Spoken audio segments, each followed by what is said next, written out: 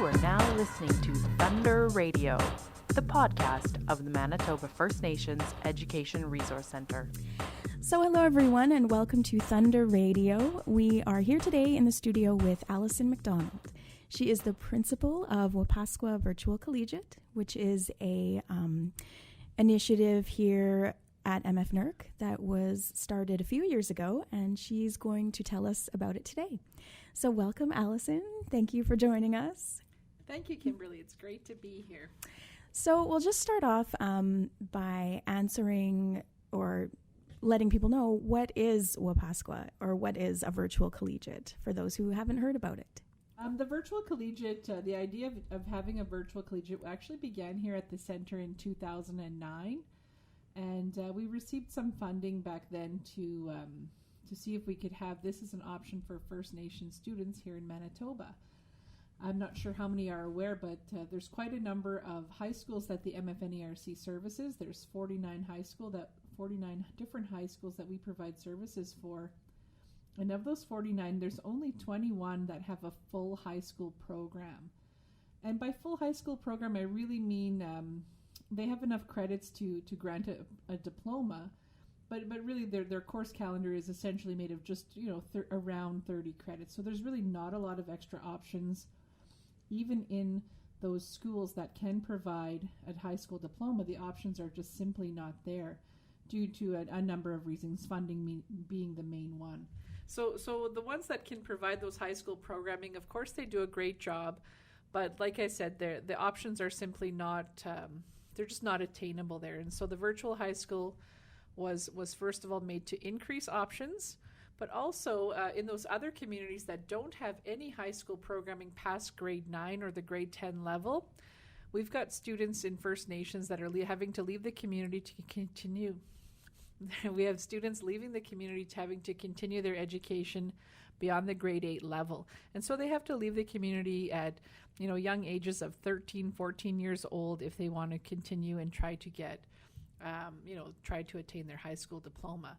And so the virtual collegiate can be of assistance there because they can now remain in the communities and take some of the courses online, and if they want to transition a little bit more when they're a bit older, that's great because we have courses starting at the grade 9 level and they go all the way up to the grade 12 level. So currently the virtual collegiate, we've been around since 2009 trying to develop the program. And, over time we've been working with the province and how do we take what we're doing in virtual learning and become an accredited high school. And so that's really been the first milestone that we actually achieved back in January 2014. The virtual high school met the requirements to be a fully accredited Manitoba school. And so we've been a fully accredited Manitoba school since 2014 in January. We've signed an MOU with the province, and so now we have credit granting authority. And so that's a really big milestone for us and for the center to be able to do that. And I guess right now, if I did the course count, I'm pretty sure there's about 30. I think there's 33 different courses we have, and of course we're continuing to develop more with the staff that we have. Okay. Oh, that sounds great. Mm-hmm. So we actually went out to Peguis recently to interview a Wapaskwa student, AJ Wastasecoot, or AJ Wastasecoot. Thank you. That's how you say it. Thank you. And he's had a lot of success with the collegiate. And primarily, we're going to play a clip from his interview a little bit later, but primarily because that it did offer an independent learning environment, which he said is a challenge, but it helps him a lot. And it was a good style for him. So maybe I'll have you talk a little bit about that, like some of the benefits of the program. Oh yeah, okay. Like we have, like I said, we have students that are going to school in First Nations, and they have a school of attendance where they go to every day. In this particular student's case that we're talking about here, there were some personal issues that sort of prevented him at the time from attending, the regular school program. And so looking for course options, I think it's really difficult for parents to find those options, especially as you get older, especially as you get into that high school area. because any parent has the right to educate their child at home, but as you grow up, you want to make sure you're doing them a service to provide that quality of education as well. So not only can they learn the home values and the basic facts, I guess. But as you get into high school, if they do want to go to university someday, you do have to have a lot of more specific background knowledge. And so AJ was a student who came to us. I think it was 4 years ago. It could be 3, but essentially AJ has taken the bulk of every course we've ever offered. And so AJ is well known to all of our teachers at the Virtual Collegiate. And he's definitely a model student, role model student for the collegiate on who this type of programming can work for. It's just one example of a student, but certainly for him, it was a great match for him at the time. And I know, obviously he did very well in all the courses he ever took with us, top marks and that sort of thing. And a really driven student with, goal oriented. And so we were really happy to hear actually last year, not only did AJ return to Peguis Central School to take some courses back in the school system, because we were actually really happy to hear that, but he continued to take some online courses with us concurrently, and he was able to be successful in both worlds. And so I don't know how much confidence that gave him. I know I was certainly happy to hear that he did get that confidence to re-enter the regular school system, and so that's going to just help him make a transition to post-secondary. Mm-hmm. So I understand that he has a lot of great plans ahead of him, continuing to explore the sciences, veterinary, college possibly, and so we were really happy to hear that. Yeah, and he was a great student to talk to, so it's really exciting. So why don't you just take us through briefly what it looks like when you are a student and you sign on for the class and what takes place? We have we're kind of not unlike a traditional high school, I guess. We do have a school calendar, and so we divide that into 2 semesters, and so there's 2 student intakes throughout the school year right now. Our model may change slightly over the next year or so, because we're looking at how can we meet the needs better. But our current model is a 2-semester school year with a student intake in September, and so we have the courses live online for 5 months, and then we have another student intake in February. And so the courses are, like I said, 5 months in duration, so following a typical semester system. And usually we work in partnership with a lot of the schools, and so even though the Virtual Collegiate does have credit granting authority, we really prefer to remain in contact and in partnership with the student's school of attendance. In that way, obviously the school can hopefully make a place for the students to take the courses from. They can work with us to fit them into the school day somehow, and so we can take a lot of part-time students. We can have students just taking one course with us online. It can really add to what the school can offer students as far as the course selection. But overall, the school does the registration. And so when we receive that online, just through our website, www.wapaskwa.ca, and so there's a direct link from the MFNERC website to our website of registration. And when we receive the registration, processing time can take a week or so, but a student account is created. The schools have to appoint, we call them school facilitators, but they have to appoint somebody who's going to be our main contact person. So once they're registered, the students will get a login information with an account number and password. And so it's pretty generic, but they have to log in initially, and then they'll have to, of course, change their password to something a little more secure, because everybody kind of gets the same password initially. And once they do that, at the beginning of the semester, we go through some orientation topics. There's some help videos that students do spend some time watching. They're pretty short and about 5 minutes in duration each. I think there's 5 or 6 of them. And so once they watch the videos, once they do the orientation with the teachers, they've got a little bit of handle on what online learning is kind of about. And so it can be a little intimidating, I think, for most students at first. But overall, once they get sort of through the first probably 2 to 3 weeks, there's a transition time and there's definitely a learning curve. Once they get through that initial setup, I guess, the setup and the transition to becoming an online learner, because it is very different. And so once they do that, the classes sort of start as usual, and we have a live class. For most of our classes, there's still a live class every single day. And so we follow a 4-period school day with 2 morning session classes and 2 afternoon session classes. We're following Manitoba curriculum. We have a 75-minute school day, and so there's usually a lesson or a presentation of sorts where our teachers can use online web conferencing technology. So the students log into a live room and they're able to have an interaction with not only each other but the teacher. They can listen, interact. They can have little pop quizzes in the live room. There's like sort of poll taking or clicker type questions, they call them at university. We can show video, depending on certain communities. I guess there's video feed that's available in the live classroom. And so all those tools, I guess, are available to our teachers to try to teach the particular concept that they're trying to get across. So overall, the teachers teach the classes. The students can ask questions. They can interact with each other. You can do it through group chat or private chat. The students all receive a headset microphone, so they can just simply talk and answer, and so it's a lot quicker. And of course, there's working time too. There's a bit of downtime as well during the 75 minutes. They may have a small task to do or a project to work on, and that's it really. Then they return to class the next day, and the same thing will happen, right? So overall, like I said, it's not unlike a regular classroom. The good thing about doing a lot of the classes online is that there are tools that aren't available in a regular classroom. And so for an example here, we have students that might miss a class for different reasons.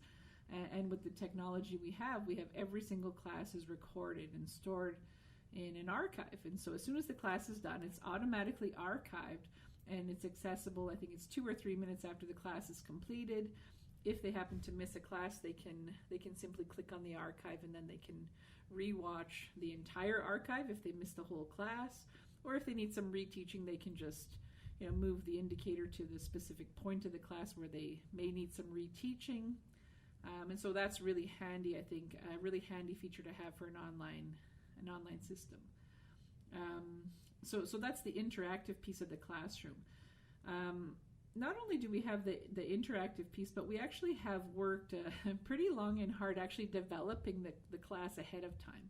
So the entire curriculum or the course content is actually developed ahead of time, and so that's really helpful for students. They can look ahead, they can print out everything, they can read, and so all the things that are going to help to support their learning are already contained in all the course content pages, we call them. So content pages will have readings on them. They will have maybe some activities on them. They might have some videos that the teacher may have found off of, say, YouTube or something like that. But our teachers also author their own videos and do some minor video production with it. So they have those all posted to help students learn the content. And so depending if a student really was very independent, they could essentially work ahead and finish early. And so we've had that particular situation with, say, we spoke about AJ, for example. And so AJ is actually doing a course totally independently of a live classroom session. So he's able to now, because he's taken so many courses, he's very familiar with the setup.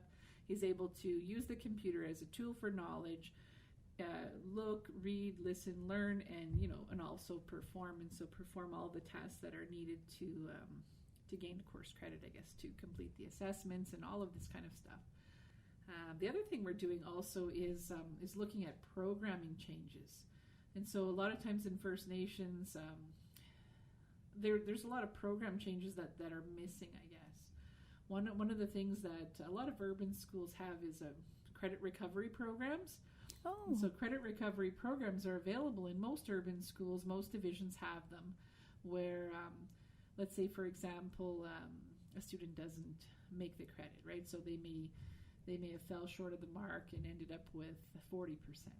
And so something like that, in First Nations, the only option is to take the entire course again. There's no credit recovery program to, okay, what are you missing? What are the outcomes you didn't make? And let's work on those and get you, get this credit achieved and move on. And so with the virtual collegiate program, we're trying to look at basically really defining the course outcomes and having sort of checks and balances built into the courses, where now if somebody, I don't even know, let's say for example missed the last entire month of January, for example, they may have missed 1 or 2 full units of study. So rather than making them repeat the entire course, now we can have this option for them in a credit recovery approach where they could just take the last two units. And so there's different ways of implementing credit recovery programs, and we're really not there yet. We're still doing a little bit of research and data gathering on how that can be done. We're working with our advisory group, so we have some community leaders or educational leaders that we are talking to about the needs in the community and what they would like. And that was certainly one thing that they had pointed out is credit recovery programs, because that's something that's really lacking. Not only that kind of programming changes, but also something like summer school. And so in the city, of course, you can sign up and you can take summer school. Of course, there's a fee, but you can go and essentially there's requirements, but you can get your credit in 3 weeks over the summer months. And so First Nations don't have anything like that.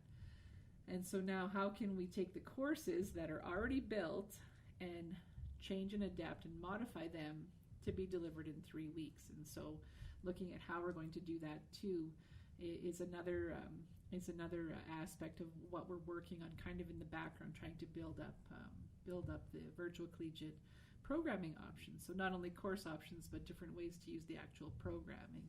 What would you say to a parent, perhaps, whose student or child or youth is at home or doesn't want to go to school? How can Wapaskwa help that family? A little bit similar to AJ, I guess, at the time. But if there's parents out there who have kids that, there's lots of different reasons now why there's attendance issues. They don't want to attend school. I hear a lot of things as far as reasons why. Some of it might be just an overall shyness, or there's increasing social anxiousness or anxiety. There could be issues with bullying, whether that's real or perceived. There's an apprehension to go, and I think parents are doing their best to try to encourage them to go. But really, when they're out of options, when the students or their kids simply won't go, what can they do? And so, if they could work with the school somehow to ensure that they had computer access, because under our program we really can't provide that. But if they could work somehow with the school to have that, and they had internet at home, it's definitely something that's available for all home students. And so I think there's a little bit of promotion work that I think we have to do. And so part of that promotion work, getting the word out there that the virtual collegiate is open and accepting students. Well, we are here to support the student, and so we always have the student at the center of all the decisions, of even all the teaching in the classes. And so it's really important for people to understand that we are here for the student. We want to ensure that the student is going to be successful, and we want to support them and work with them and the parent in all the ways that we can to ensure success. We want them to be successful and to continue on in school, because that's really an important first step is to stay in school. And now, as I mentioned previously, we are going to hear from AJ. Like I said, we went out to Peguis to chat with him a bit about his success with Wapaskwa, and so you will hear a few minutes of that conversation now. We are here on location today at Peguis Central School, and we are with a very special student. His name is AJ, and I'll get him to pronounce his last name for me. Wastasecoot. Thank you, AJ. And we're going to be talking to him today about his experience with Wapaskwa Virtual Collegiate. because he's had a lot of success with Wapaskwa, and we wanted to share about that. So first, AJ, I'll just have you tell me your age and what grade you're in and when you're graduating. Okay, I'm 19. I'm grade 12. I'll be graduating February 2017. Okay. And after you graduate, what are your plans? My plans are to move to Winnipeg and attend University 1 in the fall. Okay. And what area are you going to pursue? I don't have a really clear idea of what I want to do yet, but just I'd like to get my science degree before that. So if you don't mind talking a little bit about the fact that you were kind of in and out of school for a while, and then what made you decide to try online classes? I began to struggle a lot in school, more than usual. At about grade 8, I dropped out. I went from school to school and always ended up dropping out. I was facing a lot of difficulties in my life and with my mental health. So being in a regular school environment for me just wasn't possible. I finally moved out here to Peguis First Nation to live with my grandparents. I enrolled in courses with Wapaskwa Virtual Collegiate. I found that it was the only way that I could really get my high school education without having to come back to a school environment before I was ready. Wapaskwa really helped me in that regard to get my education. Before I enrolled in Wapaskwa, I was at a small little Christian academy, and that closed down. So we were looking for alternatives to the regular school environment, and we found Wapaskwa that way. Okay. And I've heard you mention that it was kind of a bit difficult at first. I can imagine. Well, it was difficult at first because I had missed out on, majority of grade 8 and grade 9. So my first courses were a bit shabby, I think, because I lacked a lot of the skills. But but as time went on, it got a lot easier for me. I really developed skills on working independently and being responsible for myself. Yeah. And how many courses did you take? I think I took about 22 courses with Wapaskwa, so the majority of my high school was spent with Wapaskwa. So I can imagine if there's someone out there listening who is looking for an alternative, what might you say to them? I would say that they should definitely look into Wapaskwa, because it's a great tool to get you back into your education if you're having troubles. Yeah, and what are some challenges? Well, it's difficult because you're not in a regular school environment. You don't have a teacher there to tell you to get to work. You don't have anyone necessarily. If you're working at home, you might not have anyone supervising you. So it's really up to you to get your work done, to pay attention. They can't see you if you're playing games, so you have to Checking Facebook. Yeah, you have to really be responsible for yourself. Yeah. But then what are some good things about it that you like? Well, good things is that it's flexible. You can work whenever you need to. Your school isn't open 24/7, but the internet's always there. So yeah, you can work whenever you need to work. It's good because it really helps you, like I said, develop your independence and your responsibility.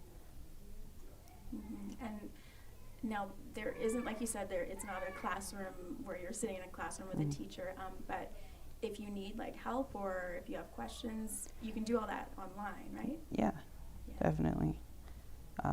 Teachers there will always offer after school hours, you can always email them. You can even talk to on the phone with them. Oh, yeah. Yeah. And can you chat at all with other students? You can chat with other students. You can chat online in the classroom. You can chat on a pager system. You could definitely reach out to other students in your virtual classroom. You could add them on Facebook if you want to. Yeah, absolutely. Well, that sounds great. I'll be really happy to graduate. I'm very excited to graduate, even though I'm about a year and a half behind my original schedule. But I'm just glad to be able to get it done at all. And without Wapaskwa, I don't think it would have been possible. And thank you for joining us on this edition of Thunder Radio. And we look forward to connecting with you next month. Thank you.